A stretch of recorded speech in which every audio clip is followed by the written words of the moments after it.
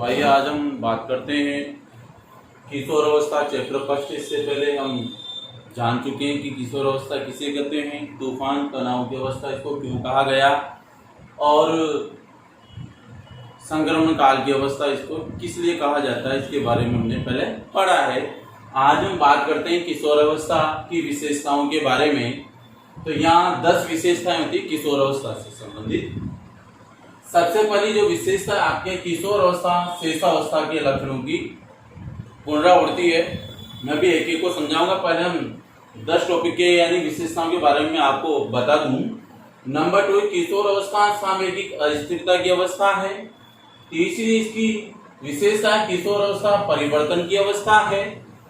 Number 4 है किशोर अवस्था समस्या बाहुल्य की अवस्था है। नंबर 5 पे किशोर अवस्था संक्रमण की अवस्था है।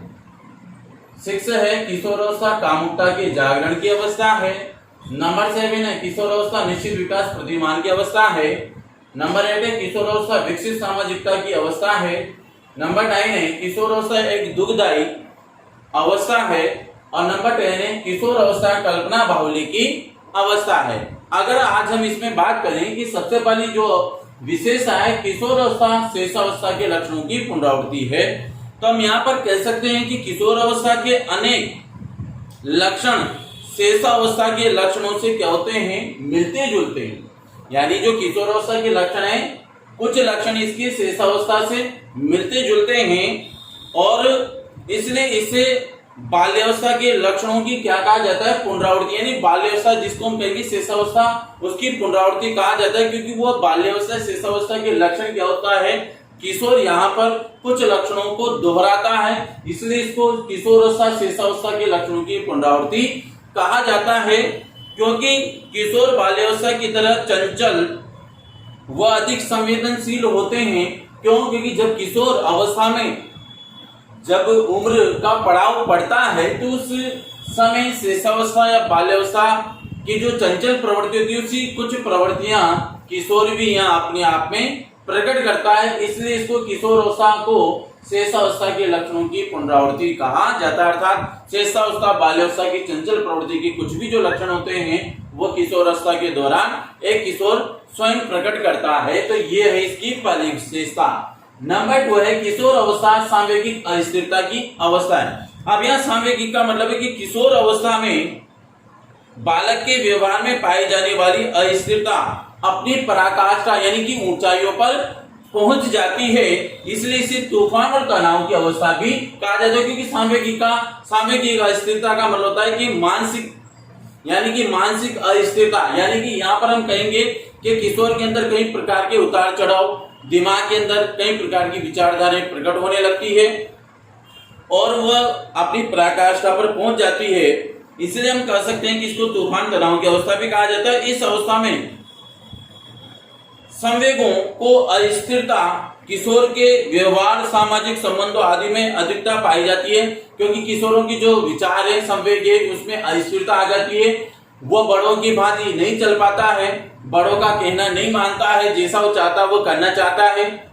इसलिए इसको तूफान और तनाव की अवस्था कहा गया है। तो किशोर अवस्था सामयिक अस्थिरता की अवस्था माना गया है, जिसमें किशोर अपने विचारों को स्वयं प्रकट करना चाहता है, परंतु दूसरे के विचारों को खुद ग्रहण नहीं करना चाहता, इसलिए इसको तूफान और तनाव की अवस्था भी कहा गया है। नंबर 3 किशोर अवस्था परिवर्तन की अवस्था है।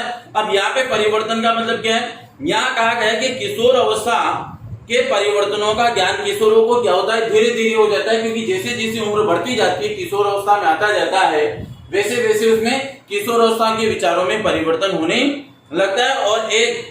और इस ज्ञान की वृद्धि के साथ साथ वयस्क व्यक्तियों की भांति वह व्यवहार भी प्रारंभ कर देता है। तो जैसे परिवर्तन होगा, तो उसके व्यवहार में धीरे धीरे क्या होता है, परिवर्तन आने लगता है।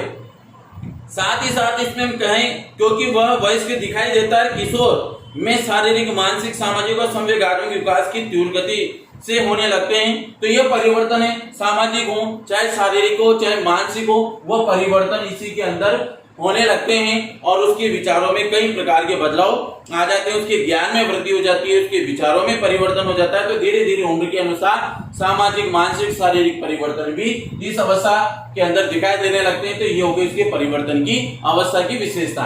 नंबर 4 हम बात करें किशोर अवस्था समस्या बाहुल्य की अवस्था है। क्यों है समस्या बाहुल्य की अवस्था? क्योंकि प्रत्येक आयु वर्ग की स्वयं की एक अपनी क्या होती है समस्या, चाहे वो शिशुअवस्था हो चाहे बाल्यावस्था हो या फिर किशोर अवस्था हो, युवा अवस्था हो, प्रौढ़ अवस्था हो, कोई भी अवस्था हो, उसकी एक स्वयं की कुछ क्या होती है बाहुल्य, यानी बाहुल्य का मतलब बहुत सारी समस्याएं होती है। किंतु हम यहाँ पे कहेंगे किंतु किशोर अवस्था समस्या अन्य समस्याओं की अपेक्षा क्या होती है, किशोर अवस्था में जो समस्या होती है अन्य अवस्थाओं की अपेक्षा क्या होती है अधिक होती है। क्यों होती है? क्योंकि और कठिन भी लगती है किशोरों को। किशोरों की समस्या आकृति, स्वास्थ्य, घर के अंदर बाहर वालों के साथ सामाजिक संबंध, विषम लिंगीय संबंध, भविष्य की योजनाएं, शिक्षा, व्यवसाय का चयन, जीवन साथी का चुनाव, रुपया पैसा आदि से संबंधित कई प्रकार की समस्याएं, बाहुल्य का मतलब बहुत सारी मैंने बताया था आपको। तो यहाँ पर ये समस्याएं किस कारण से होती है? क्योंकि उसके सामने पैसा कमाने की, अपने जीवन के बारे में, विवाह के प्रति, पैसा कमाने के प्रति, जीवन साथी का चयन, व्यवसाय का चयन या भविष्य में विषम लिंगियों के साथ संबंध बनाना या सामाजिक संबंध बनाना, ये कई प्रकार की समस्या उसके सामने आती है। तो किशोर अवस्था के अंदर ये समस्या बाहुल्य की अवस्था भी होती है कि क्या करे क्या नहीं करे, तो सभी विचारों को एक साथ यहाँ पर वो रख देता है और सामंजस्य किसी के साथ नहीं बिठा पाता है। तो ये चौथी अवस्था उसकी होती है। नंबर 5 बात करें किशोर अवस्था संक्रमण काल की अवस्था है। हमने बताया भी था, इसका क्वेश्चन भी हमने क्लियर किया था कि इस अवस्था में किशोर न तो किशोर होता है और न ही वह प्रौढ़, अतः इसे संक्रमण काल कहा जाता है। जब किशोर बाल्यावस्था का व्यवहार करता है और उसे किसी बात पर डांटा जाता है, तब वह प्रौढ़ की भांति क्या होता है व्यवहार करता है, तब उस पर बड़े बनने का आरोप लगाया जाता है। क्यों? इस प्रकार वह असमंजस की स्थिति में पड़ जाते हैं। यानी कि सीधी सी बात है, किशोर अगर बालक की भांति व्यवहार करता है, किशोर की भांति व्यवहार करता है, तो घर वाले उसको डांटते हैं। जब डांटते हैं तो प्रौढ़ की भांति व्यवहार करता है, तो न तो किशोर में न ही प्रौढ़ में। इस प्रकार क्या होता है, वह कई प्रकार के तनाव में आकर के क्या करता है, उसके ऊपर कई प्रकार के आरोप लगाने पर क्या होता है, वह संक्रमण की अवस्था में ऐसा हो जाता है कि मैं छोटा हूं या बड़ा हूं, तो उसमें सामंजस्य स्थापित नहीं कर पाता। तो इसको संक्रमण काल की अवस्था भी हमने कहा है। अब हम बात करेंगे यहाँ पे नंबर 6 है किशोर अवस्था कामुकता की, कामुकता जागरण की अवस्था है। अब कामुकता जागरण से यहाँ पे क्या अभिप्राय? क्योंकि फ्राइड के अनुसार, फ्राइड एक मनोवैज्ञानिक, उसने कहा है कि बालक की विषम लैंगिक कामुकता उनकी शेषाकालीन कामुकता की बड़ी स्पष्ट मिलती है, क्योंकि किशोर अवस्था में काम शक्ति का विकास पाया गया है। क्योंकि कामुकता का मतलब होता है कि विषम लिंगियों में आकर्षण होना। जैसे कि मान लीजिए लड़कों का लड़कियों के प्रति और लड़कों का लड़कियों के प्रति, यानी कि विपरीत विषम लिंगता आ जाती है, अर्थात वो एक दूसरे की ओर क्या होते हैं, कामुकता की भावनाओं को प्रकट करने लगते हैं, अर्थात एक साथ रहने के लिए प्रेरित होते हैं। तो किशोर अवस्था के अंदर कई प्रकार की जो सबसे खतरनाक जो अवस्था मानी जाती है, ये मानी जाती है कि किसमें किशोर अपने आप पे संयम नहीं रख पाता है, विषम लिंगियों के प्रति वो क्या होता है आकर्षित या आकर्षण का केंद्र बन जाता है। जिसे मान लीजिए लड़के लड़कियों की तरफ, लड़कियां लड़कों की तरफ आकर्षित होने लगती है, इसलिए इसको कामुकता जागरण की अवस्था कहा जाता है। नेक्स्ट 7वीं विशेषता है किशोर अवस्था निश्चित विकास प्रतिमान की अवस्था है। अब निश्चित प्रतिमान इस आयु वर्ग आयु में वृद्धि के साथ साथ व्यवहार में भी किशोर के अंदर क्या होते हैं परिवर्तन होने लगते हैं। जैसे मान लीजिए यौनारंभ, जैसे उसमें परिपक्वता आती है किशोर अवस्था की ओर, वह जाने लगता है, चाहे लड़का हो चाहे लड़की हो, तो उनमें क्या होता है यौनारंभ, अलिंगता समाप्त होकर के क्या हो जाती है लिंगता आ जाती है। जिन मैंने बताया था मुख्य गौण लैंगिक लक्षण प्रकट होने लग जाते हैं। ये अवस्था बाल्यावस्था की समाप्ति के कुछ बाद तक चलती है।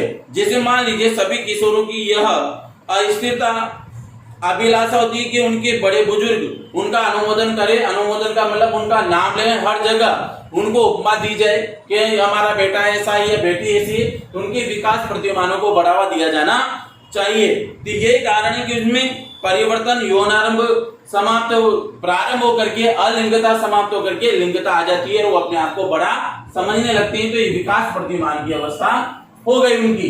नेक्स्ट है किशोर अवस्था विकसित सामाजिकता की अवस्था है। कैसे?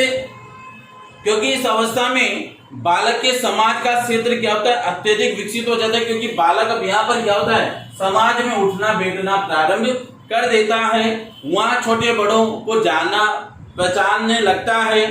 साथ ही इस अवस्था में बालकों में प्रगाढ़ मित्रता का विकास होता है। प्रगाढ़ का मतलब मजबूत और बहुत सारी मित्र मंडली को वो विकसित कर लेते हैं, क्योंकि समाज में रहकर कई प्रकार के यार दोस्त मित्र मंडलियों का निर्माण कर लेते हैं और उनके बीच बिना जाति धर्म आर्थिक सामाजिक भेदभाव एक दूसरे के प्रति घनिष्ठता क्या होती है, बढ़ जाती है।